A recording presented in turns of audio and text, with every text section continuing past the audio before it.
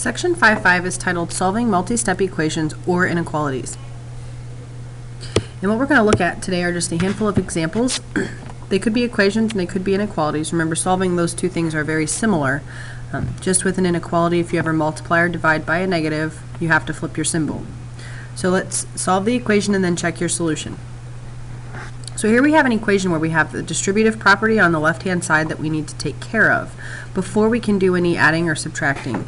So what I first need to do is distribute the 3 through the parentheses, so I get 3d plus 6. Remember, you're multiplying both things inside by what's outside. Now we actually have a simple two-step equation that we've worked with before. So we're going to subtract 6 from both sides. Remember, you're doing PEMDAS in reverse order, so you're undoing any addition or subtraction from the variable first, then multiplication or division. So we get 3d equals 6. We divide both sides by 3, and we're left with d equals 2. We do need to check our solution. Remember, in checking your solution, you plug your answer anywhere you see a variable in the original problem. Well, we see a variable here at the beginning. Now we need to check. We want the left side to equal the right side. So if we do inside the parentheses, 2 plus 2 is 4. 3 times 4 is then 12. We get 12 equals 12. Our solution checks out. Similar problem here. We have the distributive property again, but this one's an inequality. But remember, solving these are still very similar to solving equations. So we need to distribute first. We get 4x minus 12 is greater than 6. Now we want to add 12 to both sides. And we get 4x is greater than 18. Divide both sides by 4. And we're left with x is greater than 18 over 4. Now that is an improper fraction. 4 does not divide evenly into 18. However, this fraction does reduce. Both of these numbers are divisible by 2. So when we reduce the fraction, we get 9 over 2. X is greater than 9 over 2. You can change it to 4.5 if you'd like, or you can leave it. Remember though, when checking a solution with an inequality, we look at our answer. X is greater than 9 over 2. So we're talking about all values for x that are greater than 4.5. So you need to pick a value that's greater than 4.5, let's say 5. 5 is the number we'll plug into the original inequality to check. So I'm going to use a 5 to check because it's greater than 9 over 2. And I still need to make sure this is a true statement. So we get 4 times 8, 5 minus 3. 4 times, or excuse me, I need to subtract. 4 times 2. 4 times 2 is 8, and 8 is greater than 6, so our solution checks out. If you want to pause the video here, try this one on your own. Remember, you need to simplify that set of parentheses first by using the distributive property. So pause the video here, see if you can come up with the same answer. So we get 3 equals 4x plus 8. We subtract 8 from both sides.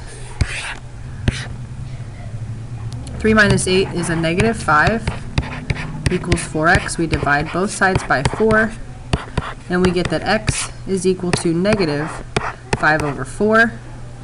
Or you can change it to a mixed number if you want, negative 1 1/4.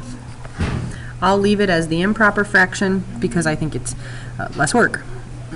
But now we need to check our solution. So we do need to plug that fraction back into the original equation. So we have 3 equals 4.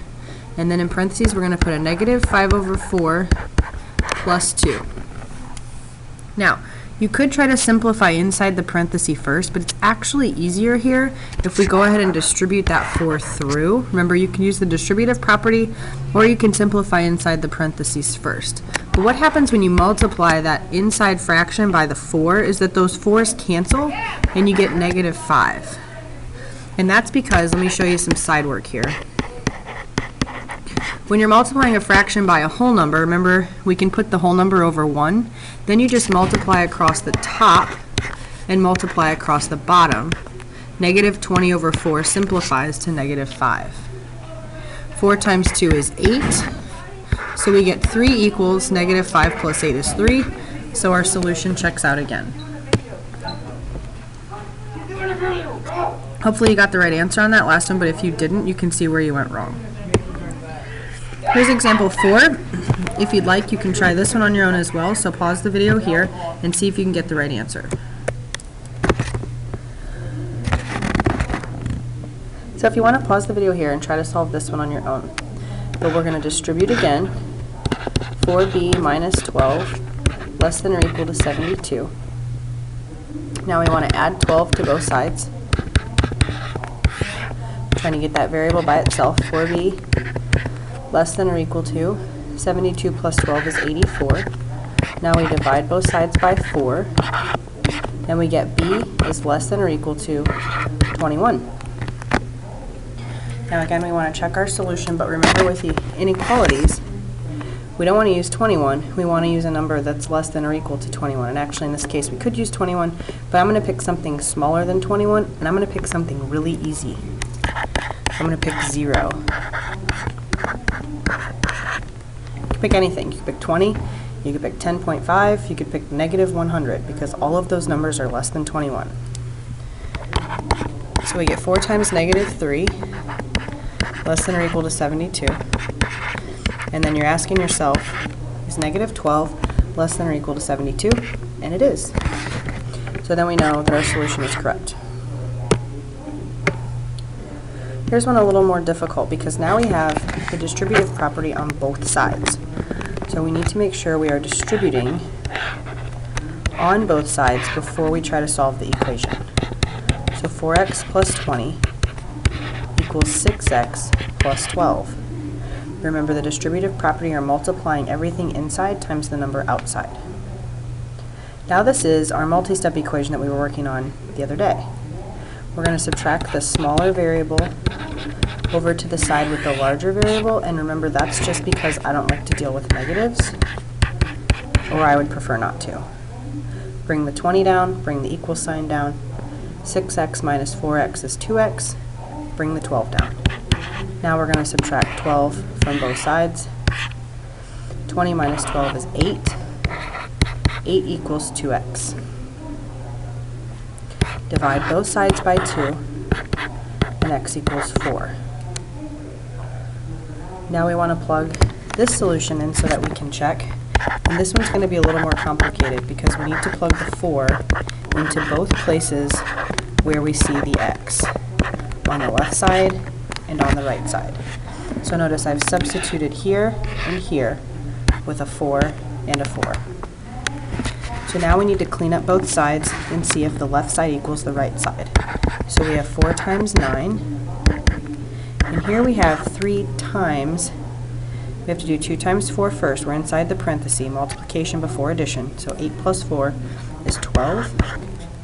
We get 36 equals 36. So our answer checks. Why don't you pause the video here and try this one on your own. Again, we need to distribute 5n minus 15, watch your signs, 3n plus 21. I'm going to subtract the 3n because it's positive and it's the smaller one. 2n minus 15 equals 21. So we're subtracting 3 from 5, that's how we get the 2. Now we're going to add the 15 to the other side. 2n equals 36. Divide both sides by 2 and we get n equals 18.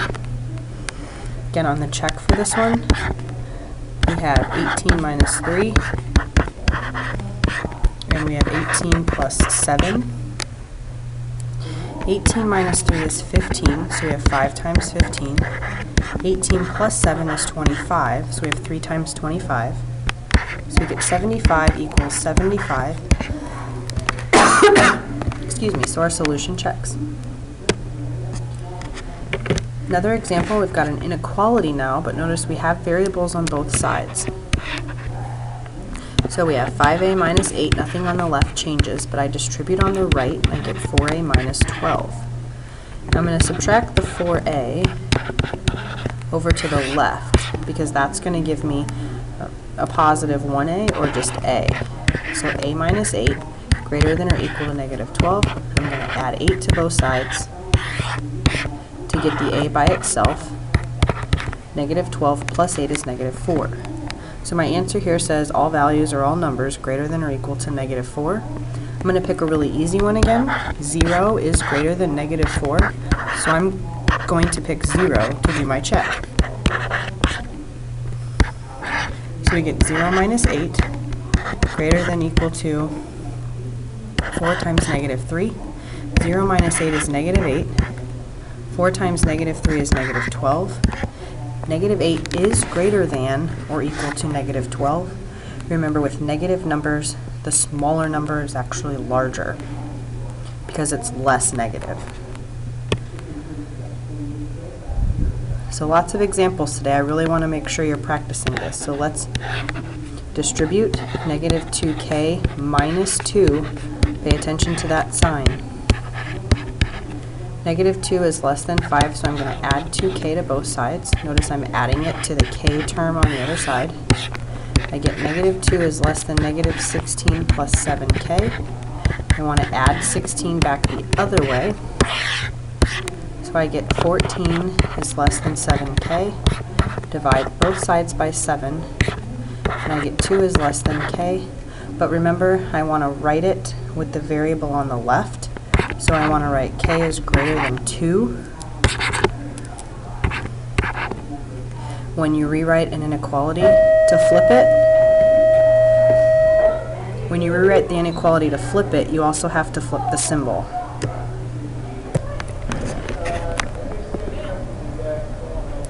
Okay, so to check this one, we need to pick a value that's greater than 2 to plug back in. So I'm going to pick 3.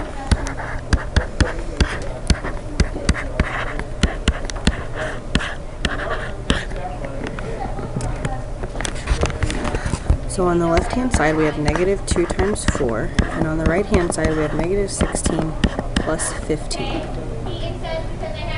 Negative 2 times 4 is negative 8. Negative 16 plus 15 is negative 1. So we have negative 8 is less than negative 1. That's correct. So our solution is also correct. Yeah. Okay, now we're going to look at a couple of special cases. This is one where our answer is going to be no real solutions. And I'll give a shout out here to Alex Goodwitz because he was talking to me about this type of problem last week. So first I see distribution that needs to occur on the right-hand side. I'm just going to copy the left-hand side over. But when I distribute, I get 4s plus 6 minus 9s. Now I need to combine these two terms. These two terms are on the same side, so they need to be added. Don't try to subtract 4s or add 9s. They need to be combined together. So we get negative 5s minus 14 equals negative 5s plus 6. If I add 5s to both sides, you're going to see what happens here. The 5s's cancel on both sides, and I get negative 14 equals 6. So we've lost our variable. In the case where you lose your variable, what you're checking to see is that a true statement? Does negative 14 equal 6? No, it does not. So our answer here is no real solutions.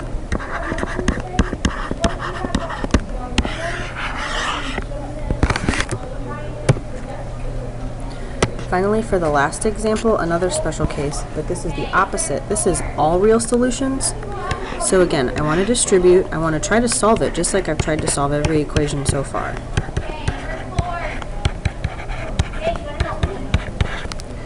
When I simplify on the left-hand side, I have to combine these two terms. They're both constants on the same side.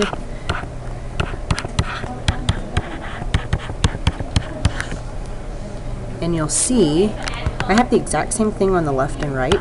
So when I subtract my 3y to the other side, again, I'm losing the variable, but this time look what I'm bringing down. I'm bringing down a 10 and a 10. Now the question is, does 10 equal 10? And in fact it does. So since this is true, now our answer is all real solutions.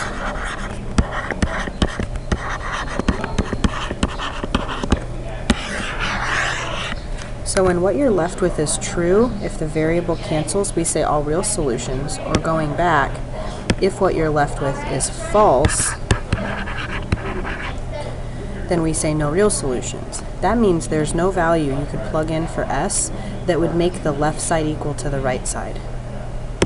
Conversely here, any value that you plug in for y, you could pick any number in the whole world and plug it into both sides, and the left side would equal the right side. In class, we'll work on worksheet 5.5.